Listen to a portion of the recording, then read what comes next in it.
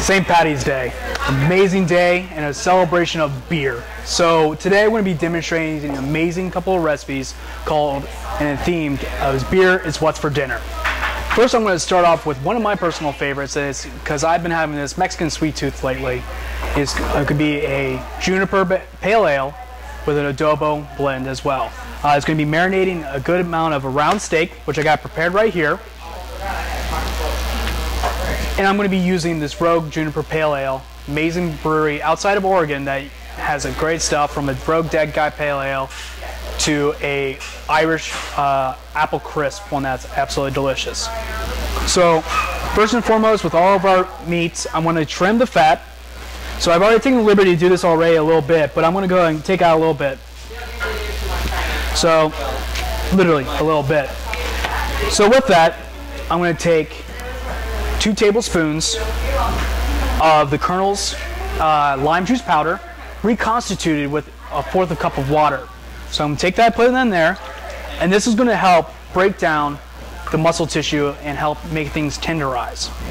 So from that, to add a little bit of sweetness, I'm going to use honey powder that has been reconstituted. And this is about 2 tablespoons with 1 tablespoon of water.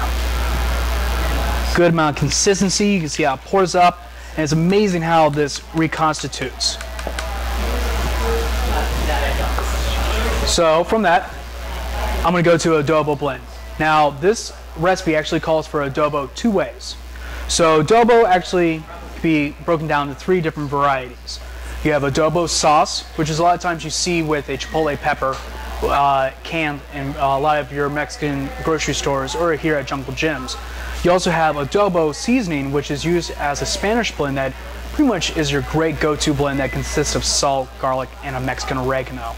But there's also a 3rd variety that is based off a Filipino recipe that is a style of pork that's kind of braised and is served over rice, and is absolutely amazing to play with as well. So today I'm going to be using adobo in 2 ways. So I'm going to go ahead and put this mixture that you can get in here at Colonel D's, and this is that adobo seasoning in the Spanish variety.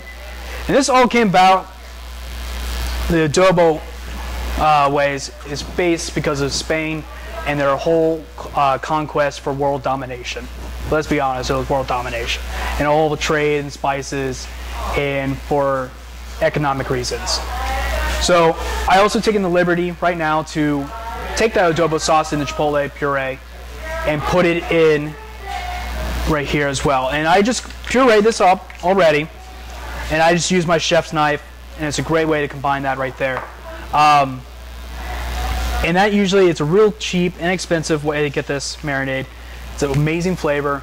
And if you want to go with anything of more amounts, you just basically add adobo seasoning and adobo blend per each pound. So it's about 1 ounce per pound. So I mix that up. Don't need a whisk. You just kind of go by hand. And you're going to put this into a Ziploc bag, but I'm just going to go ahead and put this in here. And I've already taken the liberty to make one up in advance. So I let this sit overnight. So what I'm going to do now,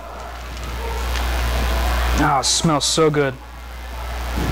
Okay, seed and all, I'm going to take this, I'm going to rinse this off real quick.